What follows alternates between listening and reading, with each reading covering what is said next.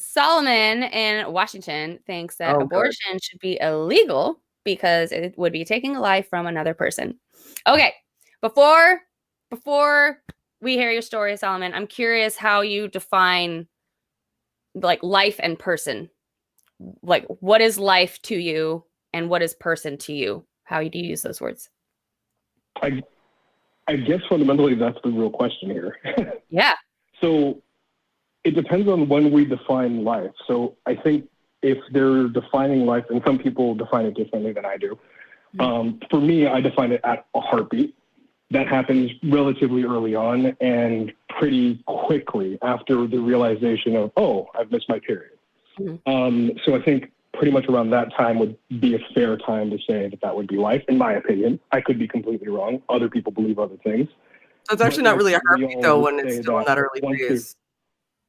That's an electrical impulse that registers similar to a heartbeat, but you actually don't have a circulatory system like shortly after you're impregnated. What the thing that's registering on ultrasounds as a heartbeat is actually an electrical impulse. The circulatory system, as people understand it, doesn't quite exist. So there's just a mild correction. But it's a valid and important one to note. If that is your definition of when life starts, is when it's not mine for the record, but if that is yours, you're placing it at the wrong time during fetal development. So just heads up there. Sorry, didn't mean to interrupt you, but I thought that was important to note. Even with that impulse. Yeah. Go ahead. So even with the impulse or the electrical pulse, I think it would still stand because afterwards, unless there is something to alter that, it's still going to become a human life.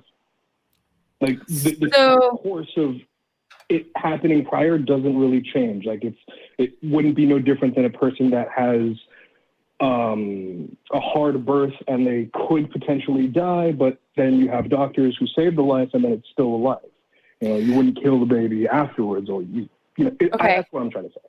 So I'm curious, before we get too deep into this, is this belief based on a God belief? Is this because you think this is what a God wants, or is this actually a separate belief for you?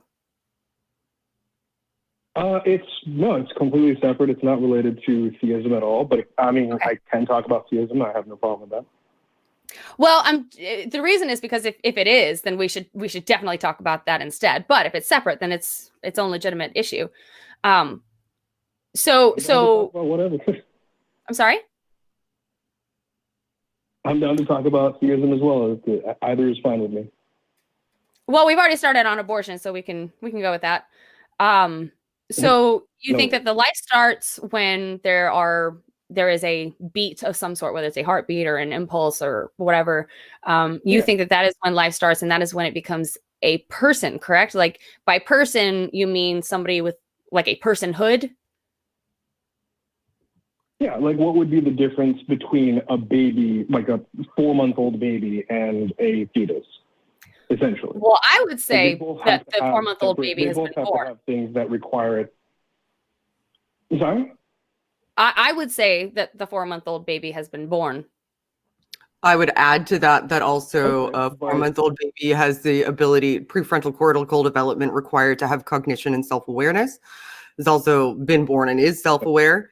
And on top of that, is no longer dependent on another human being's body to exist. It is fundamentally capable of living independently, which is a notable difference when we're talking about these sorts. Well, so the fact is that you hold on real quick before you move on. So you think that it should be wrong, that it is wrong, and I can understand that, but you also can understand, I think you said earlier, how other people can disagree with you, correct? Yes, but to address that, I have to say about the 4-month-old baby. Okay. Right? So the idea that a 4-month-old baby is going to survive on its own is not true. It needs people in order for it to survive. It's still when I say survive on its own, I mean survive without needing to be physically attached. No, 1 sec, because this is a conflation that I hear all the time. That, once you have a baby, the baby requires attention and care. Like, it can't feed itself, obviously, right? Once you've had the baby and you've committed yourself to taking care of the baby, that you'd be negligent to not to, right? Like, once you give birth. I agree with that. But the differentiation that we're talking about here, Like the way let me start by clarifying the way that I view abortion. I view abortion as me relinquishing the right to my body to, even if I'll grant you, I will 100% grant you for the sake of argument, just for the sake of argument, let's say that the moment of conception, like the moment that sperm hits egg, zygote forms, we'll just call that life. We'll call that human life. And just for the sake of definition throughout the entirety of this conversation, I will grant you that as a premise. Now, at what point does that life have rights that supersede my right to my own body is the question here, right? That's the important question. So once a 4-month-old baby is out, a 4-month-old baby no longer needs to be physically attached to another human and utilize their body's resources. And this would be illustrated by this argument. This is a counter to your point. The moment I give birth to a baby, let's say that baby needs a blood transfusion. That baby needs a blood transfusion. I'm the only one around who can give that baby a blood transfusion. And I am that baby's mother and just gave birth to it. Should I be forced to give that baby a blood transfusion to keep it alive? It has been alive for 1 second outside of my body. Do I have to give it a blood transfusion? Should I be forced to do that? Answer that question for me, please. I think that's an unfair question to ask because it's not necessarily directly related. Like the actions that baby will. No, it is. I'm not going to let you go. I'm not going to let you wash over the question because it absolutely is directly related. Because your argument is that I need to use my body to provide the requirements of life for that baby. Now you're saying that when that baby is in my room, I am required to provide my body for that. But once the baby leaves my room, I am no longer required, which means that you have a double standard when you're looking at this. You're saying when the baby is inside of me, let me back. Well, we have to step back a little bit to be able to address that better. Okay, go ahead. So the baby has no ability to determine what it's doing in its life, right? I mean, it's not at fault here. It's not the one who chose to live. It's the person who decided to have relations and then they decided to have a baby. That's when you get into a car, you consent to a car accident if you get in it. It's not the same. It's not the same. You can't use that as an argument. You can't say just because there is a possibility that engaging in sexual activity will result in a pregnancy that you consent to that pregnancy, that you consent to your body being used in that way, any more than you can say that there's a realistic understanding that if you get into a car, there's going to be an accident, that you consent to having an accident. Yeah, but the person who is the victim of the accident isn't responsible for being there. If I'm the victim of getting pregnant, what about a rape then?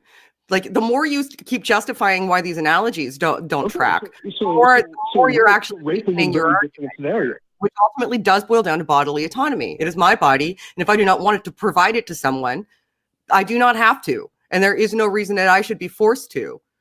Even if I make the decision, like if I even if I stabbed you, I still am not forced to give you a blood transfusion, right?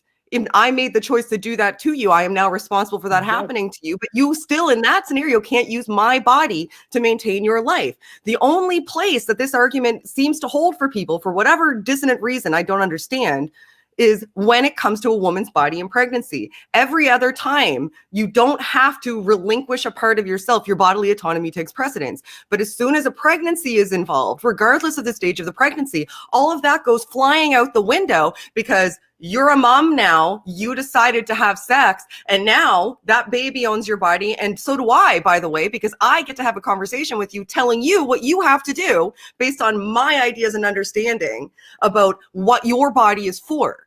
So you'll excuse me if I get a little bit heated when I have these conversations because I can make those decisions for myself. Thank you for that. I hung up on him about a minute ago because he was muted a couple times while you were talking and he was still talking the entire time. So thank you. Bye. Yeah. Sorry. I completely agree with what you said and I'm glad that you were able to say it.